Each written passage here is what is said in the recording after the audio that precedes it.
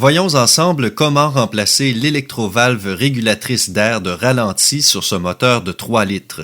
Dans ce cas particulier, nous travaillerons sur un Ford Escape 2003.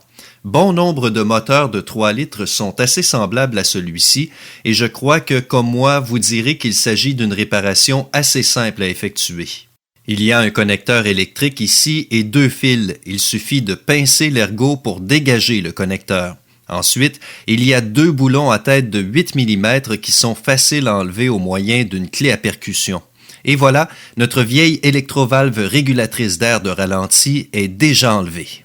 La nouvelle électrovalve est dotée d'un joint de caoutchouc neuf. On utilise donc un petit pic, un petit tournevis ou un autre petit instrument pour déloger le vieux joint du boîtier en plastique situé dans la tubulure d'admission. Après, il suffit d'insérer le joint neuf dans la rainure.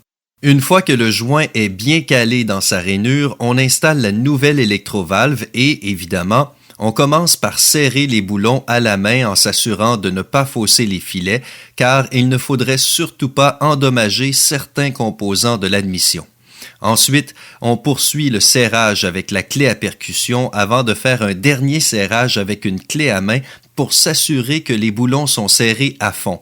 Par contre, il faut éviter de serrer exagérément, d'endommager quelque chose ou de ne pas serrer suffisamment et provoquer ainsi une fuite de dépression. Une fois que c'est fait, on rebranche le connecteur électrique et la réparation est presque terminée. Maintenant, il faut vider l'ancienne mémoire et pour ce faire, il faut débrancher la batterie. Cependant, je vous recommande d'utiliser un scanner pour vider la mémoire. Et maintenant, il se peut que le moteur du véhicule ait de la difficulté à démarrer. Parfois, il faut appuyer un peu sur l'accélérateur et parfois, il démarre sans difficulté. Mais une chose est certaine, le ralenti doit être reprogrammé selon sa nouvelle position. Bien souvent, il suffit de mettre le moteur en marche, de le laisser tourner au ralenti durant, disons, environ 2 minutes, transmission à park. Ensuite, on peut y aller et actionner la climatisation dans le but d'imposer une certaine contrainte au moteur.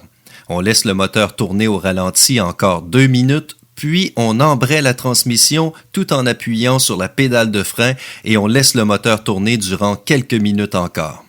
Il faut que l'électrovalve s'habitue aux différentes charges du moteur et voir comment elle réagit. Ensuite, on doit faire un essai routier sur quelques kilomètres en prenant soin de faire plusieurs décélérations en position fermée du papillon pour aider l'électrovalve à reprogrammer les paramètres de ralenti. Une fois que c'est fait, la réparation est terminée.